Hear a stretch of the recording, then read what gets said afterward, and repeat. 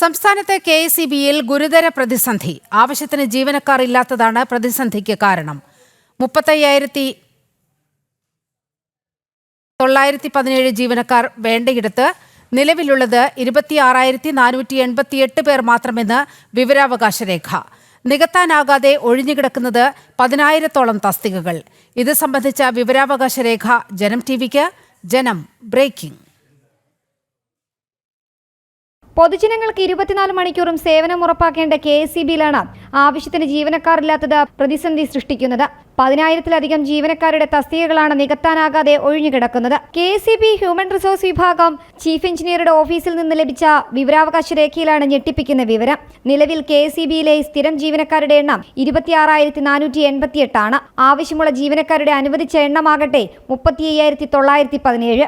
അതായത് 9,429 തസ്തികകളാണ് ഒഴിഞ്ഞുകിടക്കുന്നത്. KSEBയിലെ ജീവനക്കാരുടെ ക്ഷാമം സംസ്ഥാനത്ത് ഗുരുതര പ്രതിസന്ധി സൃഷ്ടിക്കുന്നുള്ളതിന്റെ കൃത്യമായ തെളിവാണ് കൊല്ലം തേവലക്കരയിൽ സ്കൂൾ വിദ്യാർത്ഥി മരിക്കാനുണ്ടായ സംഭവം.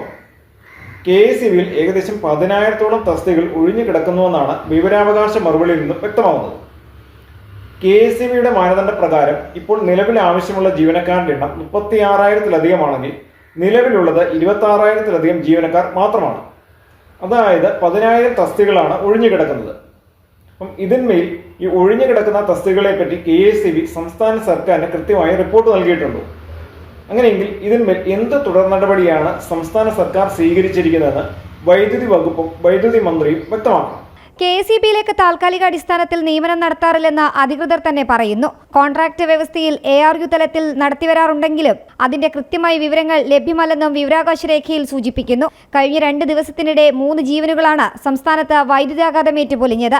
കൃത്യമായ ഇടപെടലുകൾ നടത്തുവാൻ ആവശ്യത്തിന് ഉദ്യോഗസ്ഥർ ഇല്ലാത്തത് വലിയ ബുദ്ധിമുട്ടാണ് സൃഷ്ടിക്കുന്നത്. മഴക്കാലപൂർവ്വ ശുചീകരണങ്ങളുടെ ഭാഗമായി മരച്ചില്ലകൾ വെട്ടിമാറ്റാൻ പോലും സാധിക്കാത്തതും പ്രതിസന്ധി സൃഷ്ടിക്കുന്നു. ജീവനക്കാരുടെ കേരളത്തിലെ കുറവാണ് ഇതിനെല്ലാം കാരണമെന്നാണ് വിമർശനം. ജനം, തിരുവനന്തപുരം.